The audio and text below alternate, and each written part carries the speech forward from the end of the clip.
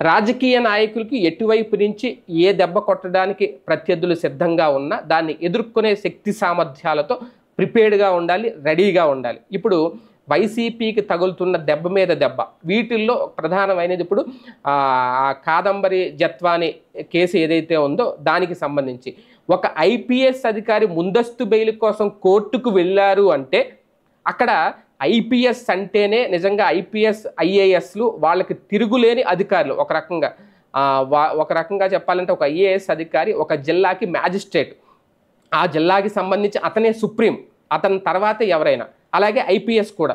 అలాంటి ఒక ఐపీఎస్ అధికారి, ముగ్గురు ఐపీఎస్ అధికారులు వైసీపీ పాలనలో వైసీపీ పెద్దల మాట విని వాళ్ళు ఈరోజు సస్పెండ్కి గురయ్యారు. ఇవాళ రేపు అరెస్టు కాబోతున్నారనే వార్తలు వస్తున్నాయి.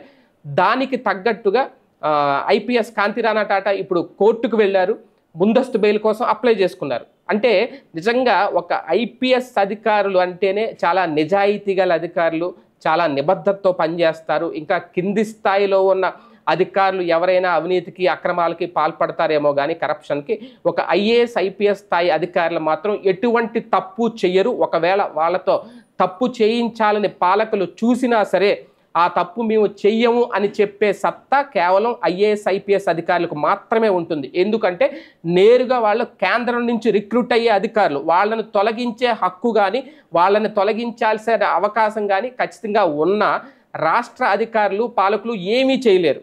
మహా అయితే వాళ్ళని పక్కన పెట్టగలుగుతారు, కాస్త తక్కువ పోస్టులో కూర్చోబెడతారు తప్ప ఎక్కడున్నా సరే ఐఏఎస్ ఐఏఎస్ఏ, ఐపీఎస్ ఐపీఎస్ఏ.